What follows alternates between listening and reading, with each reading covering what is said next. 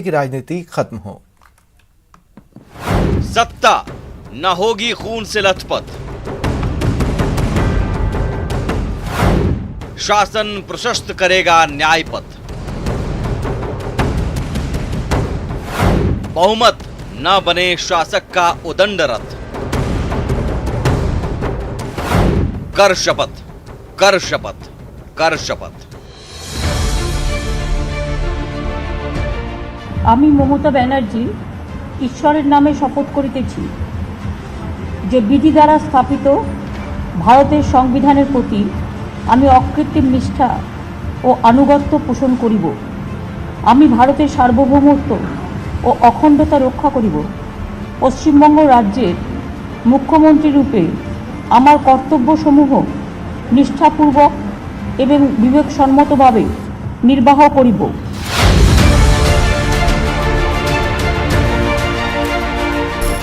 इस शपथ के साथ ही ममता बनर्जी एक बार फिर पश्चिम बंगाल के मुख्यमंत्री बन गई। ये लगातार तीसरा मौका है जब दीदी ने मुख्यमंत्री पद की शपथ ली और इसके साथ ही कई इतिहास रच गई। मसलन मौजूदा वक्त की इकलौती महिला मुख्यमंत्री हैं दीदी। लगातार तीसरी बार सीएम बनकर शीला दीक्षित की बराबरी की। कार्यकाल पूरा होने पर बन जाएंगी सबसे ज्यादा दिनों तक सत्ता में रहने वाली महिला मुख्यमंत्री। अब जब सियासी कद बढ़ा है तो चुनौतियां बढ़नी भी लाजमी है। सुनिए इस बार ममता दीदी की प्राथमिकता क्या है। আমাদের ফার্স্ট প্রায়োরিটি কোভিডকে কন্ট্রোল করা এবং আমি প্রত্যেককে বলবো প্লিজ টেক প্রপার কেয়ার যাতে কোনো ভায়োলেন্স কোথাও না হয়। फिलहाल पश्चिम बंगाल की सबसे बड़ी चुनौती है राजनीतिक रंजिश को रोकना। तभी तो राज्यपाल ने भी दीदी को नसीहत देने में देर नहीं की। लोगों को मरने के लिए नहीं छोड़ सकते, रेट्रिब्यूटिव वायलेंस को परमिट नहीं कर सकते, आगजनी को बढ़ावा नहीं दे सकते, औरतों के साथ बलात्कार को परमिट नहीं कर सकते, बच्चों के साथ हिंसा बर्दाश्त नहीं कर सकते। क्या प्रमोट करते हैं इसको? पश्चिम बंगाल में चुनावी राजनीति तो खत्म हो गई, लेकिन रंजिश की राजनीति अभी भी जारी है। प्रदेश में हुई आगजनी, लूट और हत्या के खिलाफ आंदोलन हो रहा है। इसके लिए ही बीजेपी अध्यक्ष जेपी नड्डा पश्चिम बंगाल में मौजूद रहे। ऐसे समय में हम भी शपथ लेते हैं कि राजनीतिक हिंसा बंगाल की धरती से नष्टो नाबूद करेंगे, प्रजातंत्र की तरीके से। तेवर तल्ख है, वजह है कार्यकर्ताओं के खौफ को कम करना। लेकिन यह तभी मुमकिन है जब सत्ताधारी चाहें। विधानसभा चुनाव के दौरान हुई कांटे की लड़ाई में ममता बनर्जी ने तो पूरा मैदान ही मार लिया। 292 सीटों में से टीएमसी को 213 सीटें आई। ये प्रचंड बहुमत है। इसलिए कार्यकर्ताओं को उदंड रथ पर सवार होने से रोकने की जिम्मेदारी भी दीदी को ही निभानी है। तभी खत्म होगी हिंसा, तभी बदलेगी बंगाल की सियासत। Bureau report, news 18 network.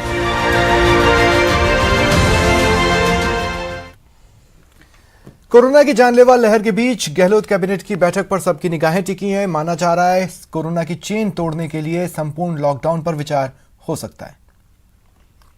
चर्चा के बाद इस छूट को वापस लिया जा सकता है। राजधानी जयपुर समेत जिन जिलों में कोरोना के मामले ज्यादा हैं, वहां सख्ती और बढ़ेगी। इन जिलों में कोरोना प्रभावित इलाकों में कंटेनमेंट जोन जैसी सख्ती की जा सकती है। पिछले लॉकडाउन की तरह जरूरी सेवाओं को छोड़ सब बंद करने के विकल्प पर विचार किया जा सकता है। सूत्रों की माने तो कैबिनेट की बैठक में मंत्रियों विधायकों के 1 माह का वेतन कोविड फंड में देने का फैसला हो सकता है। वहीं अफसरों और कर्मचारियों के 2 दिन का वेतन काटने पर भी फैसला होने की संभावना है। कम वेतन वाले कर्मचारियों को वेतन कटौती से दूर रखा जा सकता है। उधर 18 साल से ज्यादा उम्र वालों के वैक्सीनेशन के खर्च के लिए विधायक फंड से 600 करोड़ रुपए जुटाने की तैयारी है। Bureau report, news 18 Rajasthan. Corona संकट के बीच मुख्यमंत्री अशोक गहलोत ने बड़ा फैसला किया है। सरकार ने 59 नए ऑक्सीजन प्लांट्स को मंजूरी दी है। शहरी निकायों के जरिए 2 महीने के अंदर इन प्लांट्स का काम पूरा होगा। करीब 125 करोड़ की लागत आएगी। एक्सप्रेशन ऑफ इंटरेस्ट के माध्यम से इच्छुक कंपनियों से औपचारिक प्रस्ताव मांगे जाएंगे। इन प्लांट्स से रोजाना 11,275 ऑक्सीजन सिलेंडर की आपूर्ति होगी।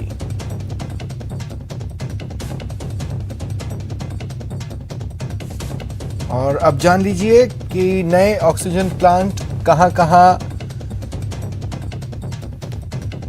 लगाए जाने हैं।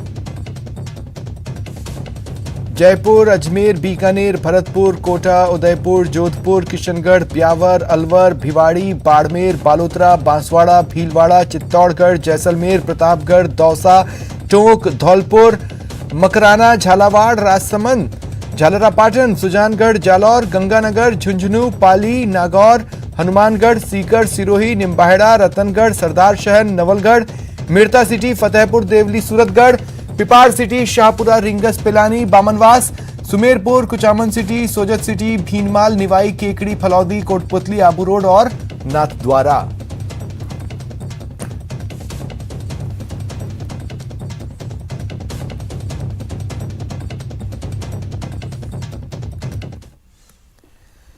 सख्ती से ही टूटेगी संक्रमण की चेन, यह कहना है चिकित्सा मंत्री रघु शर्मा का। उन्होंने केंद्र से और वैक्सीन की भी मांग की। देश के अंदर कोरोना के प्रबंधन में भी हमने सबसे अच्छा प्रबंधन किया। आज भी हमारा प्रबंधन पूरे कंट्री के दूसरे राज्यों के मुकाबले बहुत अच्छा है। फिर भी मुख्यमंत्री जी ने कह दिया कि हमें राज्य की युवा पीढ़ी को सुरक्षित रखना है, बचाना है, तो ये भार भी हम वहन कर लेंगे। अब सवाल ये है कि 7 करोड़ डोज चाहिए हमको, 3 करोड़ 25 लाख लोग हैं बेनिफिशरी, 2 डोज लगेगा तो 6.5 करोड़ तो वही हो गया। 10% अगर वेस्टेज मानते हैं, 7 करोड़ डोज हमको कब उपलब्ध कराएंगे? वैक्सीनेशन की तैयारी जितनी राजस्थान ने की, हमने वैक्सीनेशन साइट्स बनाई पूरे राजस्थान के अंदर, हमने स्टोरेज की कैपेसिटी डेवलप की, शानदार स्टोरेज की कैपेसिटी है, हमने कोल्ड चेन पॉइंट 2444 बनाए। राजस्थान की पर्याप्त तैयारी है, लेकिन इस एज ग्रुप के लिए अलग से व्यवस्था हमको करनी है। लेकिन वैक्सीन की अवेलेबिलिटी पर डिपेंड करता है।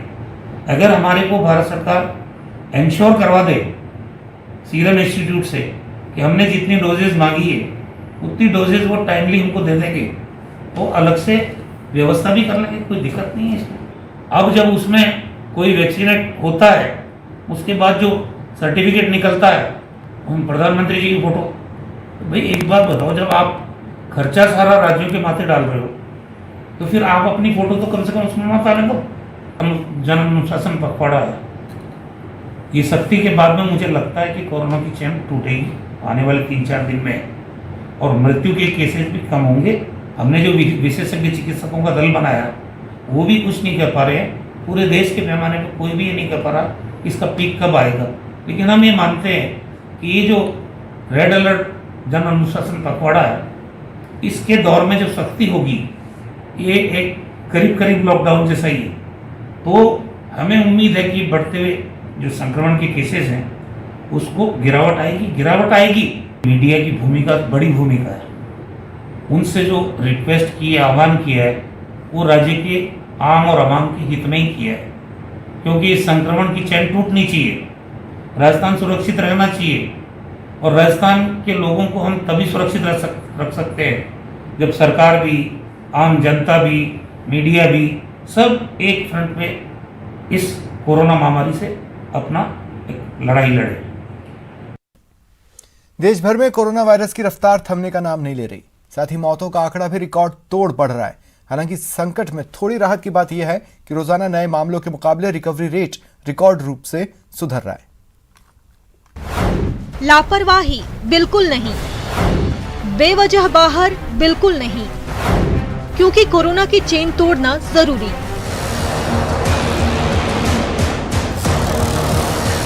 देश भर में कोरोना की दूसरी लहर का प्रकोप जारी है। कोरोना के नए मामले अब उन राज्यों में भी बढ़ गए हैं जहां हाल ही में चुनाव संपन्न हुए हैं। इसमें खासकर उत्तर प्रदेश, पश्चिम बंगाल, केरल और तमिलनाडु शामिल है। महाराष्ट्र, कर्नाटक, आंध्र प्रदेश और दिल्ली ऐसे राज्य हैं जो टॉप 5 में बने हुए हैं। पिछले 24 घंटे की बात करें तो देश भर में कोरोना वायरस के 3,82,000 से ज्यादा नए मामले सामने आए। 3 दिन की मामूली कमी के बाद मामले फिर बढ़े। इस दौरान रिकॉर्ड 3,783 लोगों की जान चली गई। कोरोना के मामलों में पूरी दुनिया में सबसे ज्यादा प्रभावित देश अमेरिका है, लेकिन अमेरिका के मुकाबले भारत में 9 गुना ज्यादा मामले सामने आ रहे हैं। इसमें राहत की बात यह है कि भारत में कोरोना से रिकवरी रेट तेजी से सुधर रहा है। पिछले 24 घंटे की बात करें तो 3,37,000 से ज्यादा मरीज स्वस्थ हुए। पूरी दुनिया में एक दिन में स्वस्थ हुए मरीजों का ये सबसे बड़ा आंकड़ा है। कोरोना की चेन को तोड़ने के लिए देश के 9 राज्यों में अब तक लॉकडाउन लागू किया जा चुका है। इसमें हरियाणा, महाराष्ट्र, उत्तर प्रदेश, दिल्ली, राजस्थान, कर्नाटक, गोवा, झारखंड और बिहार शामिल है। जबकि कई राज्य सरकारें नाइट कर्फ्यू, कोरोना गाइडलाइन में सख्ती के बाद अब लॉकडाउन पर विचार कर रही है। 318 पर कोरोना की हर खबर देखते रहिए न्यूज़ 18 इंडिया पर। भैया राम राम, नमस्कार। कुछ बता रहे हैं, कुछ चेता रहे हैं। आपने लॉकडाउन के दौरान देखा कि हम क्या कर रहे हैं। कोरोना काल में लोग एक दूसरे को समझा रहे हैं। बड़े बड़े लोग वीडियो बना रहे हैं। आप गाना जानते हैं तो गाइए या फिर अपना हुनर दिखाइए। वीडियो बनाइए और हम तक पहुंचाइए और घर बैठे बनिए स्टार।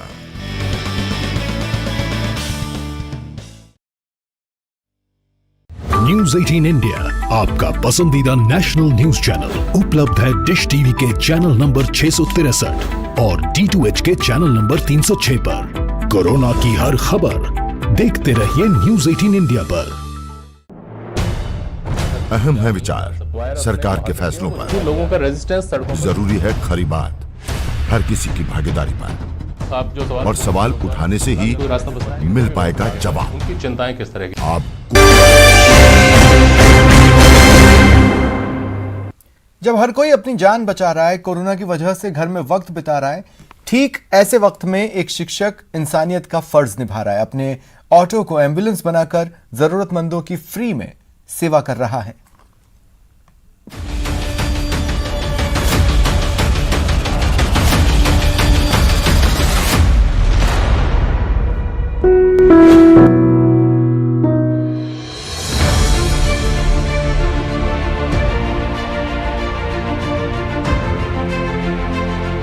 बुरा वक्त चल रहा है, लेकिन ना तो ये जपने से कुछ होगा और ना ही सिर्फ रोने से।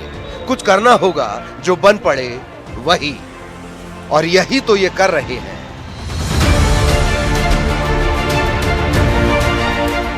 अपने ऑटो को मिनी एम्बुलेंस में तब्दील करने वाले ये हैं दत्तात्रेय सावंत, जो महाराष्ट्र में कोरोना कर्फ्यू लगने के बाद से ही सेवा के काम में जुट गए। हर आदमी का, हर इंसान का एक काम है कि देश की सेवा करना, रुग्ण की सेवा करना। इस भावना मन में रख के मैं जो हमारे एरिया में, आजू के एरिया में जो रुग्ण है, रुग्णों को अस्पताल में या घर में पहुंचाने का काम फ्री में करता हूँ। दत्तात्रेय सावंत ने पिछले 15 दिनों में करीब 25 से 30 कोरोना पॉजिटिव मरीजों को अस्पताल पहुंचाया। इतना ही नहीं, कई मरीजों को अस्पताल से उनके घर भी पहुंचा चुके हैं, वो भी मुफ्त में। ये तो बहुत अच्छा काम किया है उन्होंने समाज के लिए, क्योंकि आज की डेट में एम्बुलेंस भी जल्दी मिल नहीं रही, कोई गाड़ी भी नहीं मिल रही, और ऐसे समय में उन्होंने जो इंसानियत दिखाई है, बहुत अच्छी बात है। हम उनका हार्दिक स्वागत करते हैं। दत्तात्रेय अंग्रेजी के टीचर हैं और घाटकोपर इलाके में स्थित एक स्कूल में 8वीं से लेकर 10वीं तक के बच्चों को अंग्रेजी पढ़ाते हैं। इनके मुताबिक झुग्गी झोपड़ियों में हजारों रुपए खर्च करने पर भी लोगों को समय पर एम्बुलेंस नहीं मिल पाती, इसीलिए इन्होंने अपने ऑटो से बीमारों की मदद करनी शुरू कर दी। सुनिए वो लोगों से क्या अपील कर रहे हैं। कोरोना के माहौल में सबने तो वैक्सीन लेना चाहिए। वैक्सीन एक कोरोना को हराने के लिए, कोरोना वायरस मिटाने के लिए सबने वैक्सीन ले लो। वैक्सीन लेने में सब एक दूसरों को बताओ, और वैक्सीन लेगा, वैक्सीन लेने से सबको आज बताओ, वैक्सीन लेंगे तो हमारा देश कोरोना मुक्त हो जाएगा। दत्तात्रेय सावंत ने अपने रिक्शे के पीछे एक बोर्ड लगाकर लोगों से जनसेवा करने की अपील भी की है। अभी इसकी बहुत जरूरत भी है, क्योंकि लोग टूटे हुए हैं, उस पर से हालात बद से बदतर होते जा रहे हैं। इसीलिए टीका लीजिए और दूसरों को भी टीकाकरण के लिए प्रेरित कीजिए। Bureau report, news 18 network.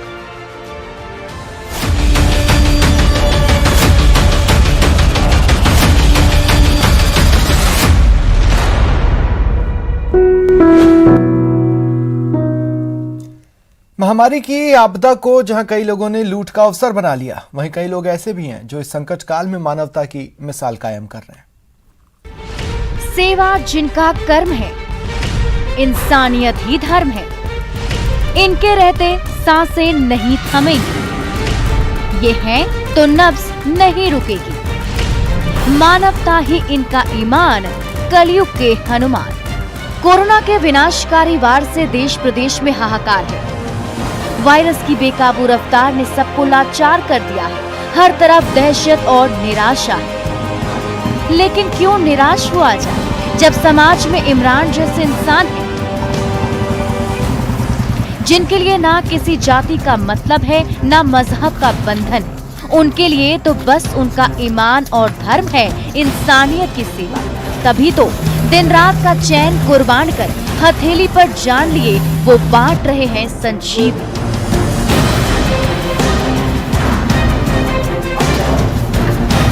ताकि किसी की सांसें नहीं थमे, किसी के नब्ज नहीं रुके। रात के 12 बज रहे हैं, लेकिन कलयुग के इन हनुमानों के लिए रात के 12 बजे हो या फिर अलसाती भोर के 4, इसकी कोई परवाह नहीं, क्योंकि इन्होंने संकल्प लिया है सेवा का, उखड़ती सांसों को संजीवनी देने का। तभी तो ऑक्सीजन सिलेंडर का इंतजाम किया, बाइक पर लादी और निकल पड़े किसी की जान बचाने, मानवता का धर्म निभाने। कोरोना पॉजिटिव पाए जा रहे हैं और जिनके घर पे मतलब कोई आदमी ऐसा नहीं बच रहा है जो गैस ये अपने ऑक्सीजन लेना है। अच्छा। तो हम उनके घर पे जाके ऑक्सीजन सिलेंडर ले जाके लगा रहे हैं। अच्छा। और कंटिन्यू उनको ये मदद दे रहे हैं। जो घर में 3 जने पॉजिटिव आए, 2 जने दोनों ही पॉजिटिव आए, उनके पास जैसे कोई आदमी नहीं है सिलेंडर लाके रखने वाला। युवाओं की इस टीम के पास जैसे ही ऑक्सीजन या अन्य जरूरत की चीजों के लिए फोन आता है, पूरी टीम एक्शन में आ जाती है। सभी चीजों का इंतजाम कर वे तत्काल उनके पास पहुंच जाते हैं, जिनकी उम्मीदों का दामन खाली हो चुका रहता है। इनका जज्बा देखिए, ऑक्सीजन सिलेंडर के लिए घंटों लाइन में खड़े रहते हैं।